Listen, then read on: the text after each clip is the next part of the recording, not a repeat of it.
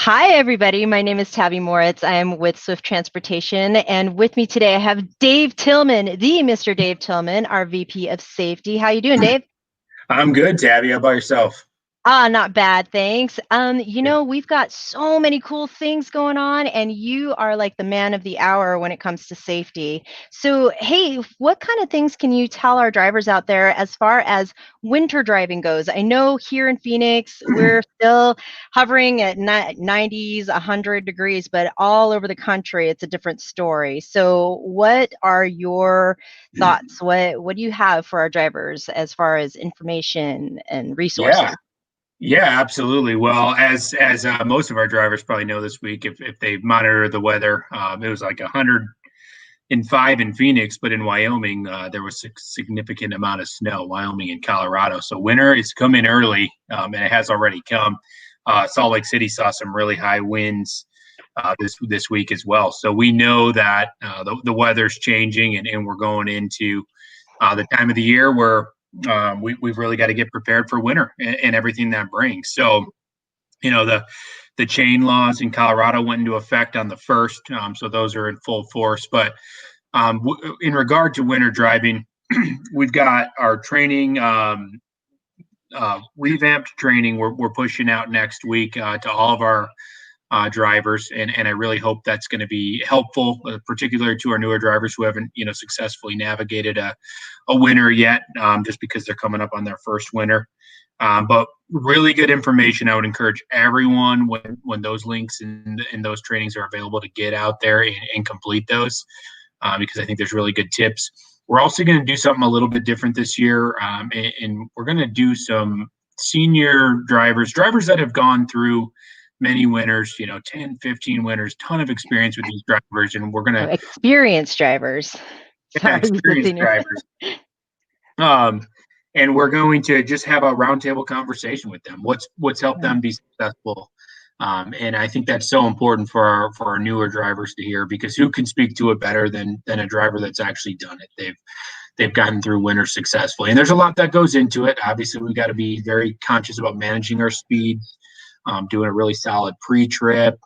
Just preparing, I think, is half the battle. So we'll talk a lot about that in the coming weeks and really make a full forced effort to get that message out there. That's great. What would you say as far as you said that there's some new training out there and it's for chain specifically? So there is training classes on there. The winter weather classes that we're putting out will actually go out next week, and there's two of them. There's one that's more geared towards winter weather preparation, what items you should have on your truck, the different things you should look for, and so forth. And then there's a particular training that it just deals with adverse driving conditions. So managing snow, managing ice, rain, all the different things that many of our experienced drivers are better than anyone at doing this already. But as everyone knows, we've got drivers with varying levels of experience, and everyone needs to, I think, hear a slightly different message. But those core principles apply across the board. Slowing down in winter, increasing following distance. These are universal principles that doesn't matter how much experience you have, need to be practiced to successfully, navigate through the winter.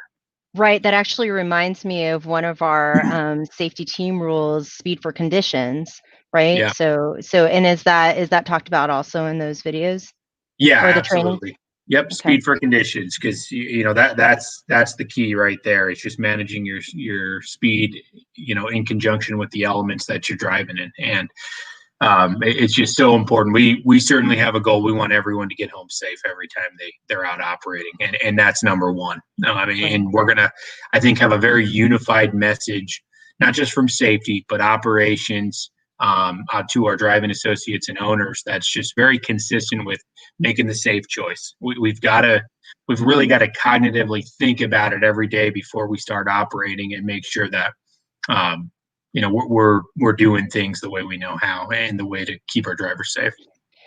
So something that I think is kind of interesting is that when we think about speed for conditions, we think about how slow you should go, but sometimes it's also zero, right? I mean, that it could be just stop. And what's your advice to our drivers if they're faced with a situation they're not sure how to handle it? What should they do? Yeah, absolutely. I mean, you've got to trust your instincts, I think, is number one. Veteran drivers talk about that a lot. you got to trust your instincts. But number two is what can't get lost in the shuffle is you've got your driver leader, your terminal leader, safety leader. You have to slow down and just take time to communicate with them. You don't have to make all these decisions on your own. Here's what I know. Nobody is going to force you to operate through unsafe conditions. We're never going to do that.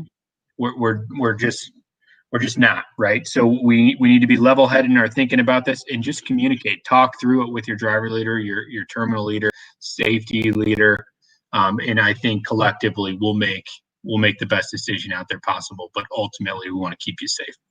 Yeah, you'd mentioned getting in touch with experienced drivers as well. If you've got kind of a buddy that's got experience in driving those kinds of conditions, they're also a great resource to reach out to, right? Absolutely. So what can you tell us about any sort of updates on SmartDrive that we should know about? Yeah, absolutely. So a few things with SmartDrive. We are almost done overhauling the fleet, taking out the drive cams and installing SmartDrives. We're down to probably our last 500 or 600 trucks that we need to convert over. So the vast majority of the fleet is now on SmartDrive. Yeah, honestly, a huge testament to our shops. I'd like to give them a shout out for the pace they've been able to swap those cameras out. It's pretty incredible and impressive. But one thing that stands out the most is where our performance has been. And we've put out a lot of videos and some different conversation about the differences between the SPS score and the SmartDrive score.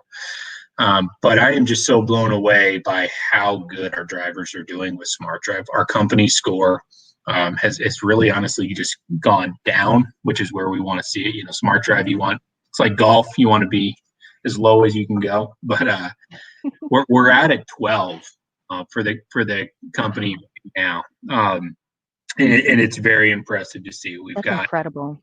And I've had a lot of conversations with our drivers, that didn't necessarily understand the system or had questions on the system, and one thing that has stood out to me is just how passionate our drivers are about, striving for perfection, which I love. I mean, our folks really care about doing things the way we're expecting and asking to do, and they want to be the best.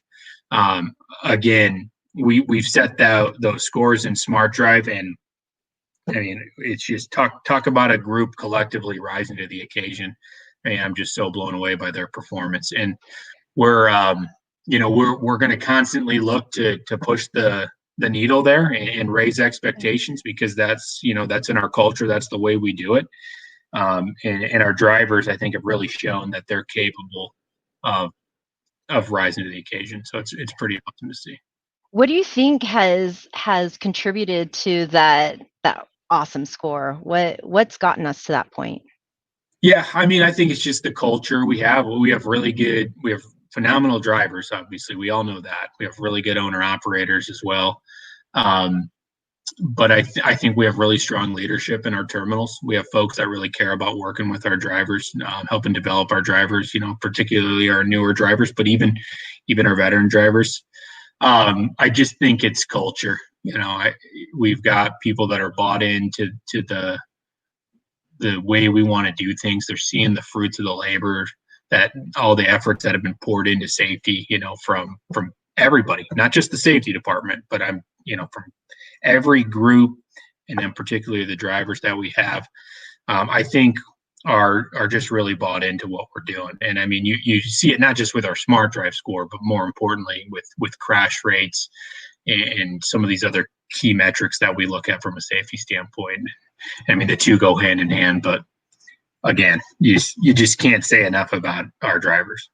That's awesome. That's super cool. Hey, so there's something currently that's going on with CVSA road checks. So what can our drivers expect? Yeah, so road check, we're smack dab in the middle of it. It started yesterday on the 9th, and it runs through end of the day tomorrow. They're taking a focus on driver fitness this year. So that would be items like having an expired medical card or expired license and some different things like that. But, they'll also be doing standard inspections, right? So we got to be very diligent in making sure we're operating safe equipment, We're legal on our hours of service, and in addition to the driver fitness metrics that we need to be cognizant of. But yeah, I mean, it's just a matter of preparation. I think, do a solid pre and post trip inspection. Make sure you're logging what you're doing accurately, and being honest about your logs. And I think that's going to continue to lead to good results with RoadCheck. We've taken a lot of strides in CSA in general over the last couple years, particularly, and I think are just like everything else, we'll continue to see our drivers rise to the occasion and be part of a winning culture. So it looks like we've got some great questions and comments coming through. So let's see if we can go ahead and pull some of those up. We had some SmartDrive questions. So any advice on how to log in the SmartDrive app? When I go to the driver portal and click on the SmartDrive app, it doesn't just let me log in. Please advise. Yeah, so sorry to hear that you're having issues with that, Luis. I haven't heard of like a widespread issue with that. But what I would probably recommend is we'll take your information, certainly, and I will see to it that we help get that fixed. Again, haven't heard of like a widespread issue there. If we investigate that and see that further, I'll certainly put out a video or some on the portal with further instructions. But we'll make sure you get taken care of. Cool. We've got another question that's coming through. If it's a learning tool, why do you ding drivers for it? So I wouldn't necessarily say we ding drivers for it, and that's the honest truth. So whether it's a driver or office personnel, we believe highly in coaching and development.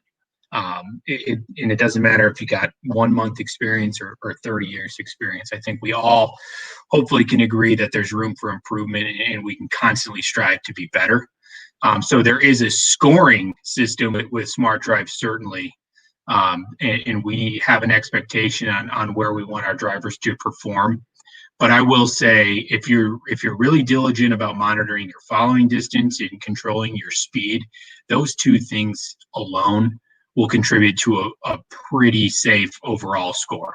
And again, every situation is a little bit different and individualized. SmartDrive does give us more controls to manage, events that shouldn't have been counted against you a little bit more easily. So we need to make sure you're really really in constant dialogue with your driver leader. But if you're seeing issues that just aren't getting resolved or your voice isn't being heard, yeah, I'd encourage you to bring that to your terminal leader. Safety. You can post it on Voice Your Choice. I see a lot of things in there that I'm able to, get visibility and respond to. But it's not about dinging drivers. It's really not.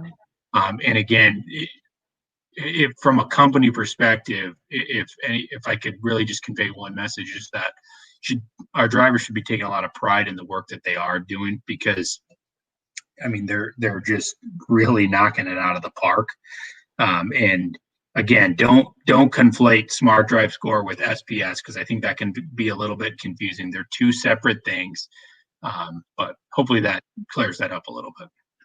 So we actually have a question that came through about dispatching on loads during the winter weather, and is that taken into consideration? Oh gosh, here it is. Okay, are planners and dispatchers going to start taking into account the weather and road construction that can delay delivery times on loads when they're calculating their estimated time of delivery as well? Also, any info on how the fires on the West Coast are affecting routes, particularly if you live there and need to go back to check your home to be able to take home time to get there. So it looks like Brandy Jones has very specific area questions too. So do you have any advice there? Yeah, I mean, so first off, the fires are they're catastrophic. So anyone that lives in that area, I think our hearts go out to you. You're definitely in our thoughts and prayers. This is a tough, I think, situation to deal with. The best way to manage that, though, truly, is you got to communicate with your terminal leader and your driver leader. I know this. We definitely care about you, and we definitely know where priorities lie.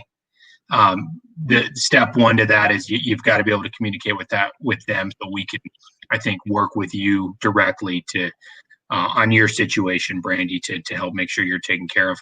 As far as, just adverse driving conditions through the winter and construction delays and things like that, we've got a lot of groups, I think, that are accumulating data points to try and make the best overall decision for our drivers. Some things are unforeseen, so let's say like a fuel Right. truck overturns and stops a route or things like that. And we try and get messaging out as rapidly as we can to our drivers. We're able to geofence where you're at and send targeting messaging.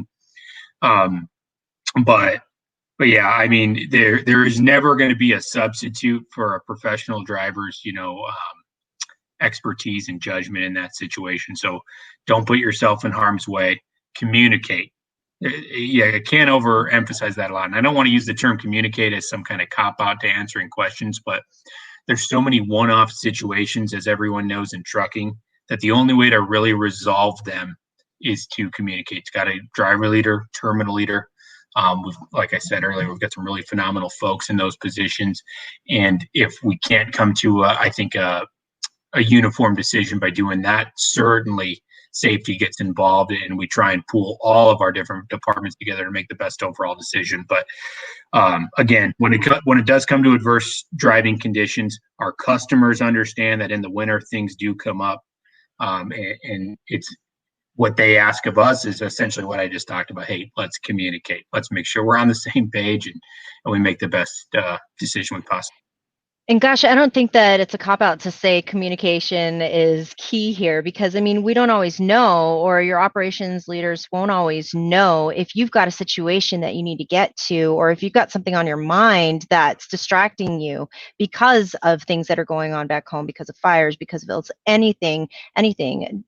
Unless you communicate it, they wouldn't know that they need to help. So I feel like that's critical. It's a very critical component to all of this that we're talking about. Yeah, absolutely. Agree. So I know that you did a video just recently on the new hours of service rules, but could you give us just like a really brief snippet of what's going on there? Yeah, absolutely. So the new hours of service rules, they go into effect on September 29th, so a little under 3 weeks from now. I highlighted a few things on that video. Again, I think one of the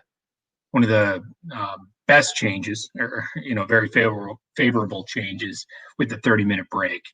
In today's regulations up through the 29th, you can only satisfy that 30-minute break with either off-duty status or sleeper berth status. With the new regulations, you'll be able to satisfy that 30-minute period with on-duty not driving. So, activity like fueling will satisfy that 30-minute break. Just keep in mind the 30-minute period has to be consecutive, right? So, if let's just use that example, you fueled, it took 20 minutes.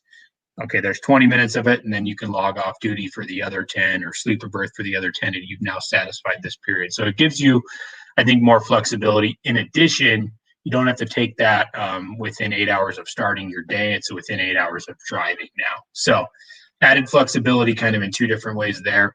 And then one of the other highlights was around the split sleeper period.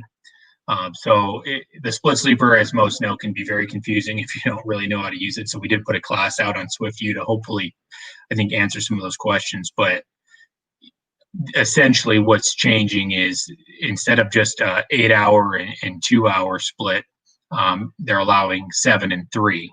And it doesn't matter what order you take the split in. It could be 3-7, 7-3, 2-8, 8-2, and etc. But both periods now pause your 14-hour clock. So it gives you a little bit more flexibility in there. And we'll continue to work with, account managers, driver leaders, terminal leaders to really explore what that flexibility looks like. I do just want to say, though, none of the changes should be, viewed as a substitution for your responsibility of managing fatigue. And I know our professional drivers know this, but I just want to throw that out there. We still, this isn't going to be leveraged to make you run when you're tired or anything like that. You're the captain of that ship. We say that all the time. I know it's a little bit corny and cliche, but it's the truth. As a professional driver, we place a lot of trust in you. What do you recommend if somebody does feel sleepy or tired or fatigued when they're on the road?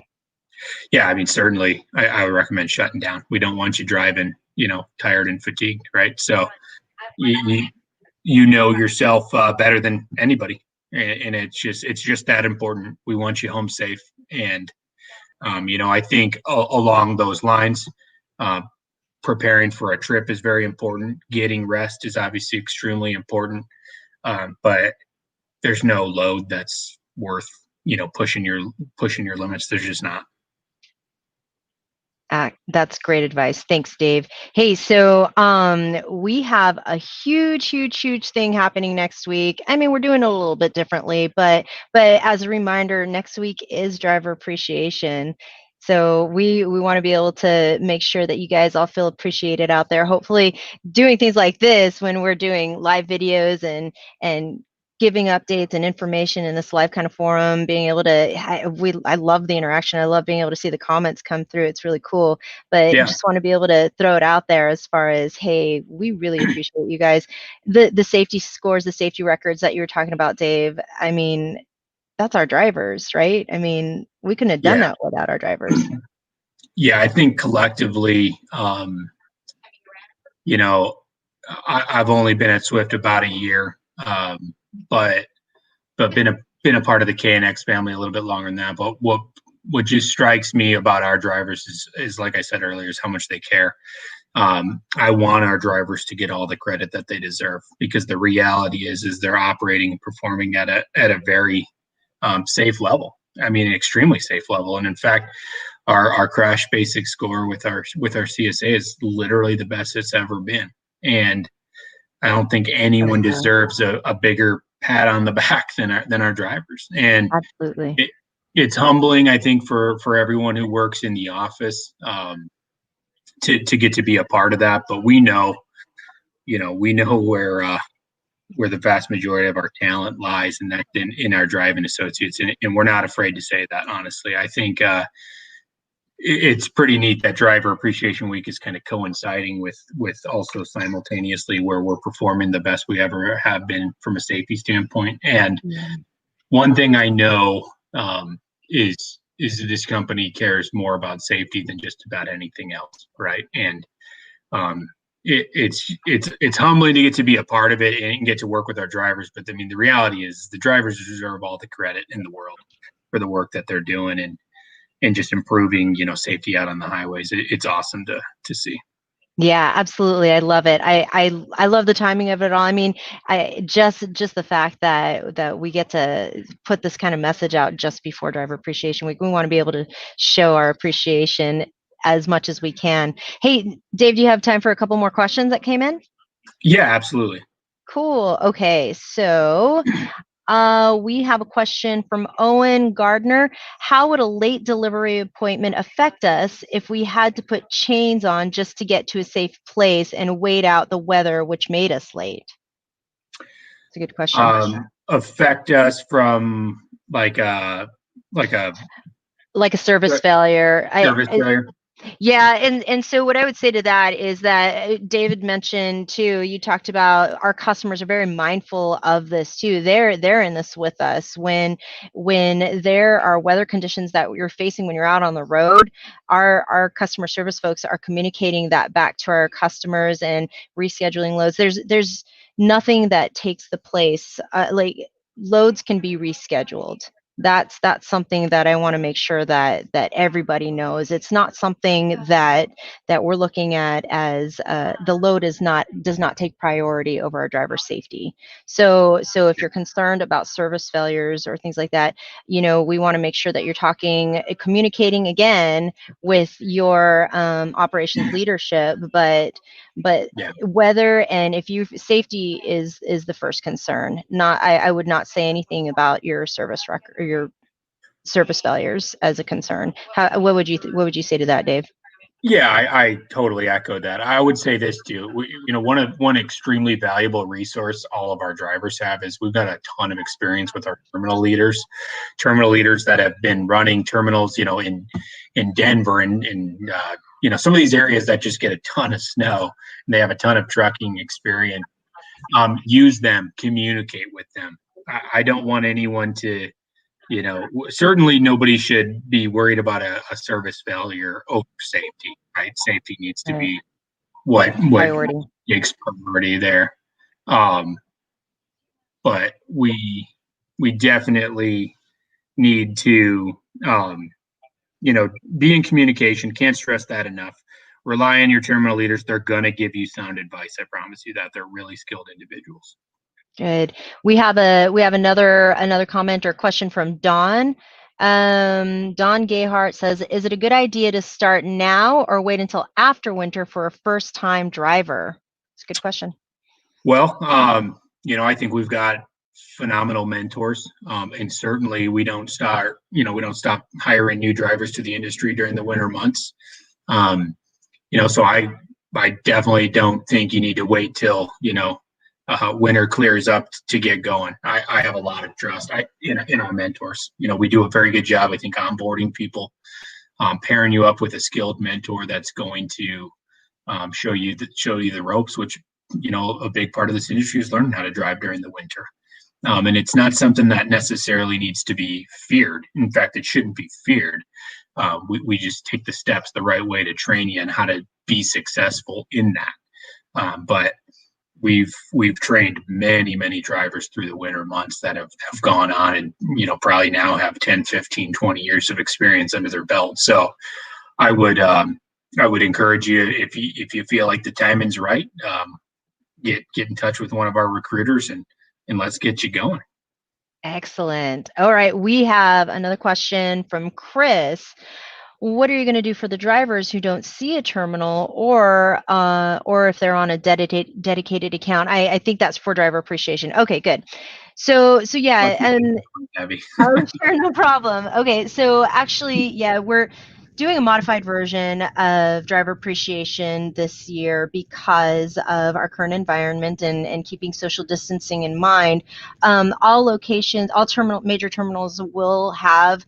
They will be doing something. They'll be serving food. I mean, it's going to be in to-go containers, and we'll also have a gift that we're giving away to our drivers. If you're unable to make it to a terminal to get the gift during driver appreciation week, it's okay. They're stocked with extras so that once you're able to go through, you could go through any terminal and get your driver gift. So I hope that answers your question, Chris, but we will also be showing schedules or putting schedules up for each location, so that when they're serving food, even menu, so you could see what they're serving. But like I said, we'll have giveaways, and we'll also be doing organizational raffles for our drivers. So even if you're not able to stop at any of the terminals, your name will automatically go into a company-wide raffle. We're going to have several raffles. This big thing behind me is there because it's hiding all of the boxes that are being sent in from vendors as donations for the raffle items. So we've got a ton of things. Even if you're not able to stop at one of the terminals, don't worry. We're keeping you in mind. We're also going to be doing a live feed just like this that you're watching right now. That's going to go on to all of our portals, and it's going to be about an hour a day. We're going to send that schedule on the portals as well. But tune in because we will be doing the raffles at that time. We'll have guest speakers like Dave during that week, and we'll also just be doing some fun things. So we're trying to make it still as engaging as possible for our drivers. Whether or not, we'd love for you to come through. Unfortunately, we're doing a little differently, so we're not able to hang out like we've been before. But we'd love to be able to see you, be able to hand you some food if we can, and some drinks in person if we can, and your gift. But if not, like I said, you don't have to stop next week to get your gift. They're still going to be stocked to be able to give you your gift when you can go through one of the terminals. Nice. Cool. Awesome. Well, Dave, thank you for being here today and talking to everybody. It's super cool that you give these fun updates. I mean, this is really positive stuff. This is very, very different than what we've been able to talk about before as far as safety goes. So, gosh, that's really exciting. So thank you Yeah, for that. it's exciting, and again, testament to our drivers, our owner operators. Really appreciate all the hard work. Yeah. Thank you so much, everybody. Thanks for tuning in.